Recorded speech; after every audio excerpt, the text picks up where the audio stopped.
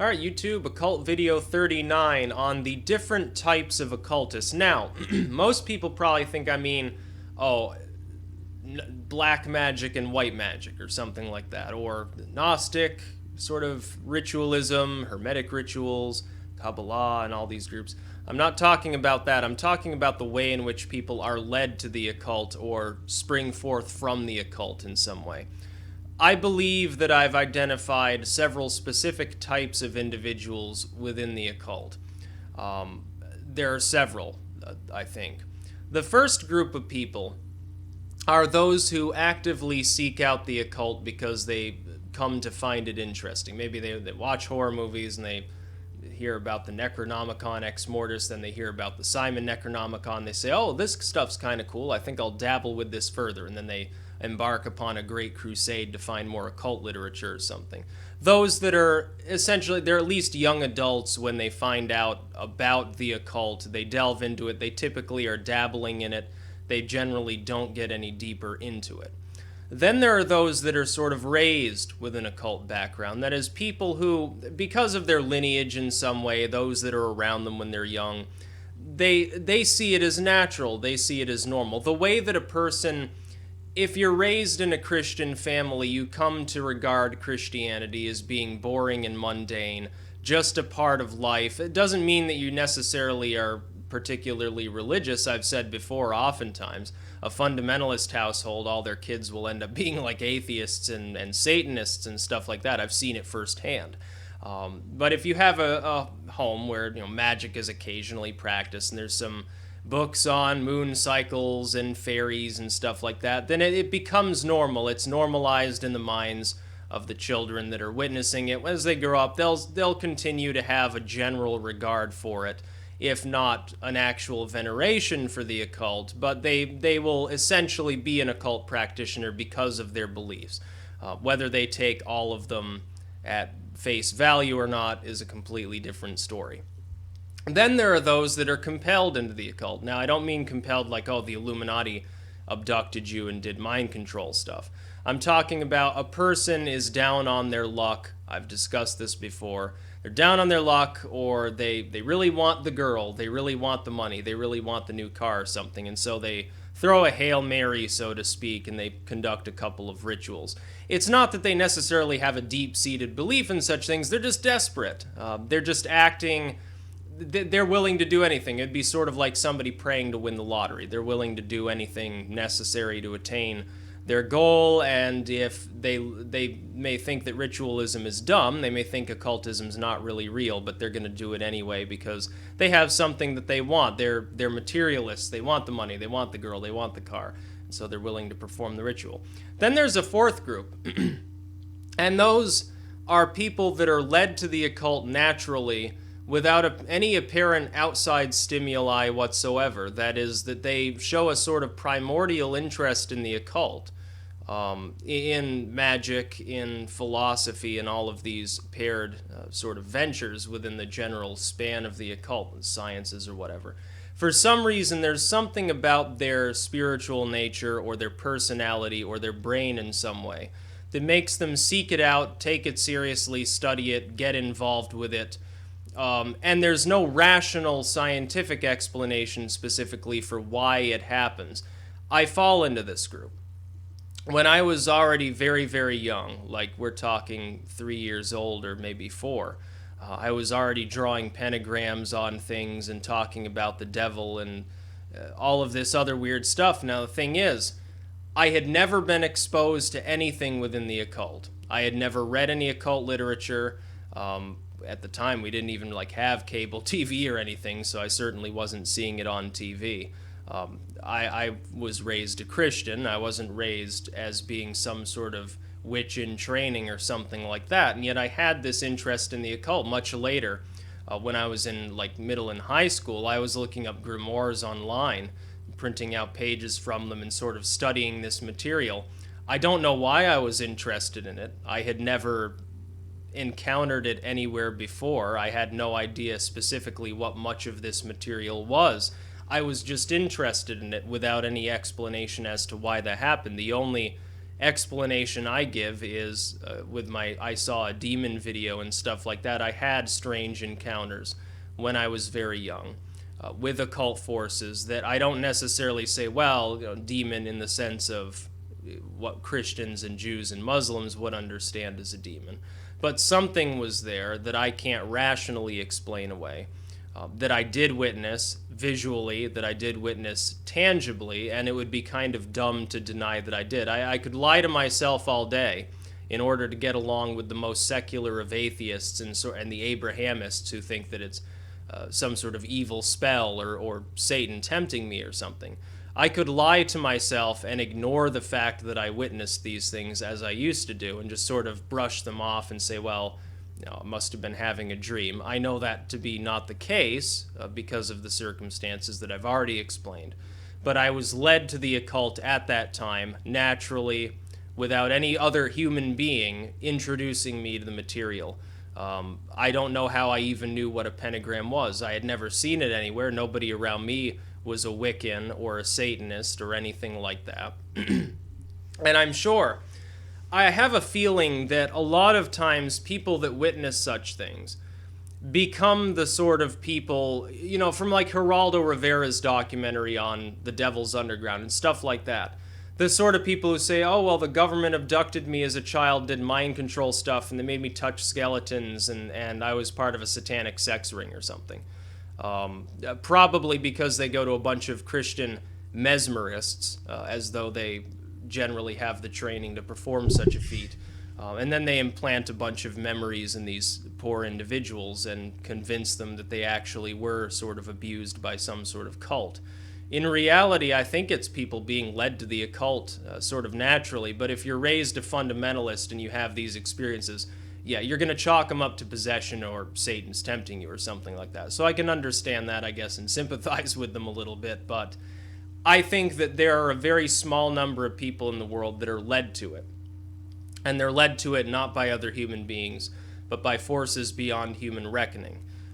And that these become individuals who, if they choose to pursue it, you can ignore it all you want. If you want to live a completely normal life and just say, fuck this, I'm doing my 9-to-5 blue-collar job and having a couple kids in the white picket fence and so forth, that's just fine. There are other people that are sort of cosmically led into what could be termed a Luciferian ideology, that is, the cosmic rebel, the concept of a person who from a very young age, for no reason whatsoever, is unable to cope with authority, questions it constantly, disobeys constantly, and exhibits all the hallmarks of a Luciferian individual. There are individuals like this spoken of in multiple magical traditions.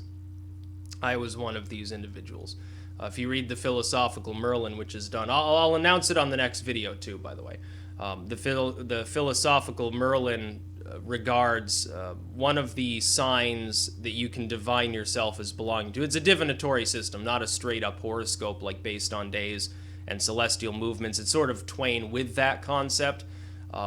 You sort of cast, in a divinatory manner, you sort of cast lines and then make this determination. One of these signs is Puella, and that sign is one of the cons to being a member of this sign is that you have an almost unquenchable thirst for liberty. You actually become too free in your mannerisms, and it begins to piss other people off, which describes me fairly well. Not saying that I necessarily believe in the Philosophical Merlin's obvious adapted version of the I Ching system, but it made sense when I did read it. But there are people, probably some of my subscribers are among them, that are led to the occult, and you can't exactly pinpoint. Here's the frustrating part, is that you can't exactly pinpoint when it happened, because there was no other person involved that said, oh, well, you should read this book, and then handed you the Necronomicon.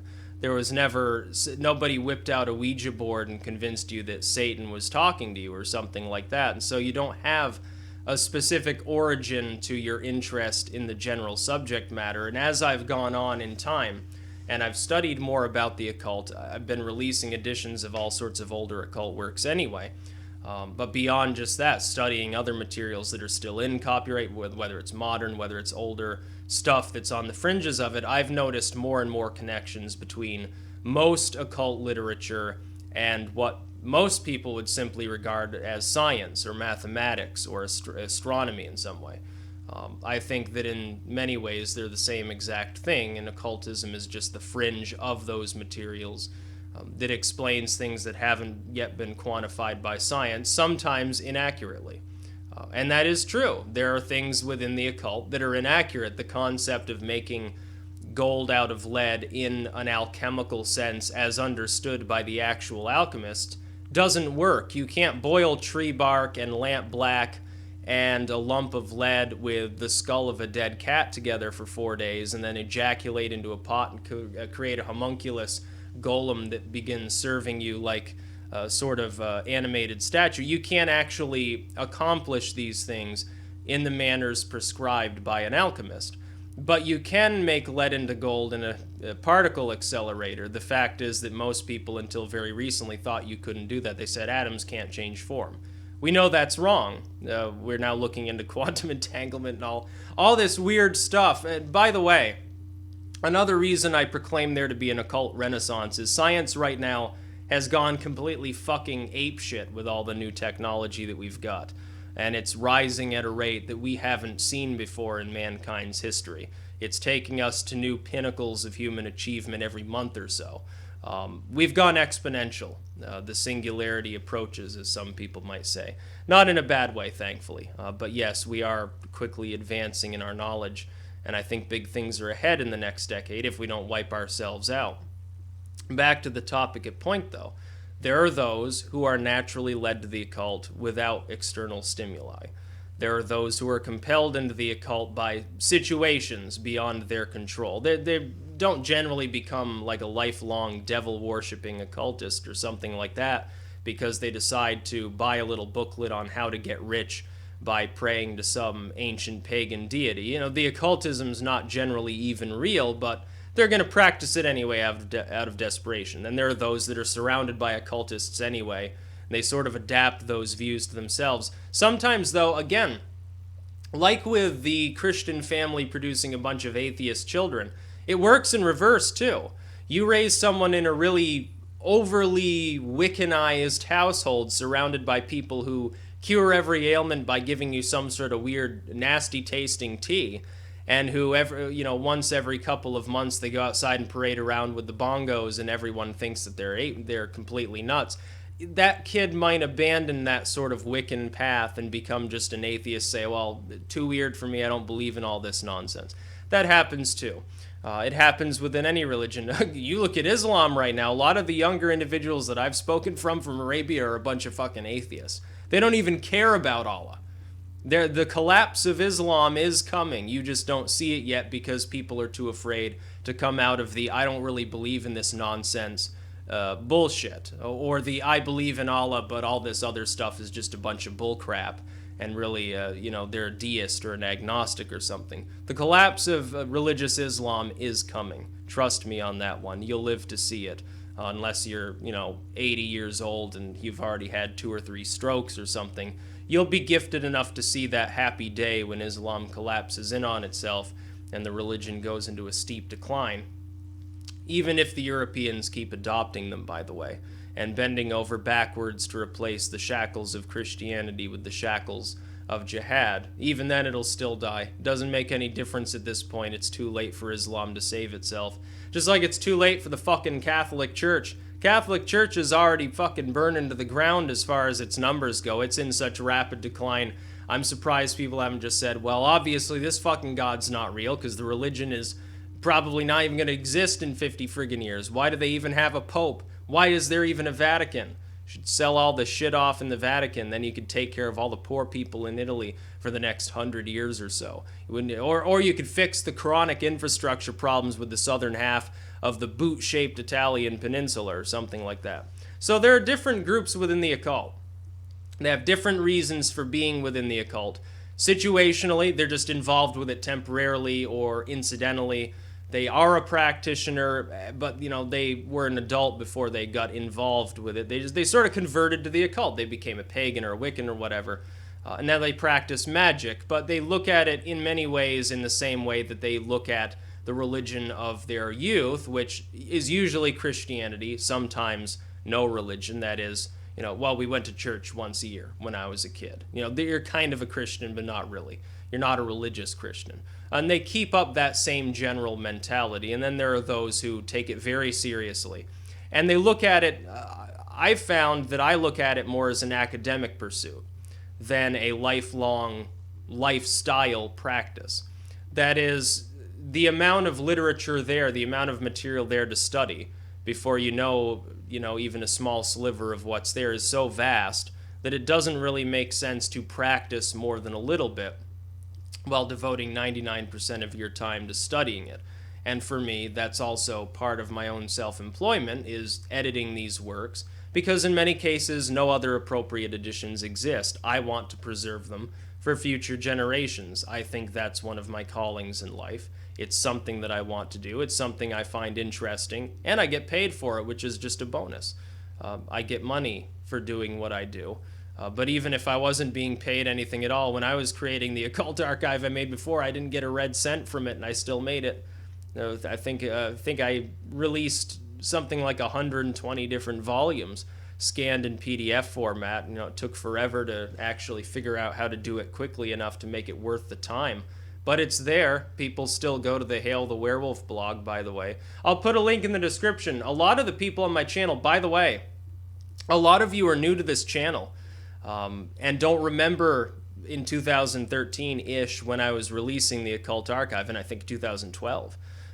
And I think almost 2011, actually. I think it's been almost 3 years since I released any new works there. If you go to the link in the description to the Hail of the Werewolf blog and go to the PDF tab on the left-hand side, you'll find a lot of listings for downloadable material from within the occult. These are mostly older works. We're talking pre-middle of the Cold War, often pre-interwar period materials. They come from theosophy, they come from paganism, they come from all sorts of different backgrounds. And you can download them for free. I did this from my own collection. I've got physical copies of all of these texts. And I did, except for Alan Walton's text, which remains the most downloaded. His Inner Earth material is very much worth reading. I reformatted it into a PDF from the original Word files, which were a little bit hit and miss as to the formatting. They had to be reformatted a little bit. But download as much as you want there. They're all worth reading. They're all in good quality. I did high quality scans of them so that they would be literally in the original form. You're reading as close to the original physical copy that I have as you can. And in one case, I had to sacrifice the actual booklet, the Mesmerism and Hypnotism booklet from the 30s that I've got there. I had to cut the binding off, actually, in order to scan it, which wasn't much of a loss because the book's falling apart. Anyway, it was never a high-quality booklet. It's starting to turn into little flakes of paper. It will eventually stop existing in this manner, but I had to record it for posterity. That's why it looks a little bit cut up on the edges, because it quite literally is. It's in individual pages now, which is sad. It was a nice little booklet. The picture on the eBay listing didn't look like it was falling apart. I think some handling in the mail was mishandling instead. I think they accidentally folded, spindled, and mutilated a few things in these packages, but it's still a nice collection. You can download it at your leisure. So I'd like to hear from my subscribers. I'm sure I can't be the only one here who's been naturally led to the occult without any real rational explanation. Hell, maybe there are others that see this material and get led to it. I like to think that that's the case, considering how many people I've spoken to about these processes.